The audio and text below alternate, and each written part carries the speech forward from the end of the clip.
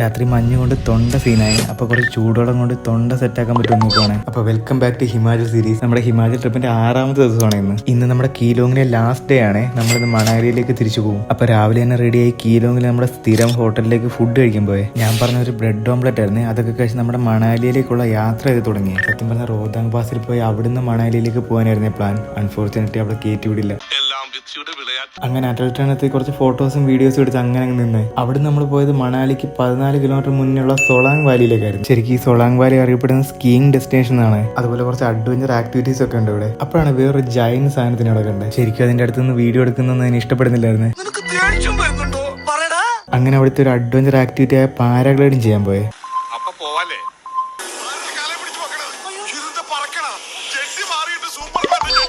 അങ്ങനെ സൊളാങ് വാലിയിൽ നിന്ന് പരിപാടി കഴിഞ്ഞ് മണാലി വരുത്തി നമ്മൾ നേരെ ഫുഡ് കഴിക്കാൻ പോയത്. ശരിക്കും വളരെ മോശം ഫുഡായിരുന്നു ഇവിടുത്തെ. ഫുഡൊക്കെ കഴിച്ച് നമ്മൾ നേരെ പോയത് ബൈക്ക് കൊണ്ട് കൊടുക്കാനായിരുന്നു. ബൈക്കൊക്കെ കൊടുത്ത് ഇന്ന് നമ്മുടെ ഇന്ത്യയുടെ മിനി ഇസ്രയേൽ എന്നറിയപ്പെടുന്ന കസോൾ വില്ലേജിലേക്ക് പോയി. അങ്ങനെ മണാലിയോടെ ബൈ ബൈ പറഞ്ഞ് നേരെ കസോളിലേക്ക്. അപ്പൊ കസോൾ വില്ലേജിലെ വിശേഷങ്ങളായി അടുത്ത വീഡിയോ കാണാം. Bye bye.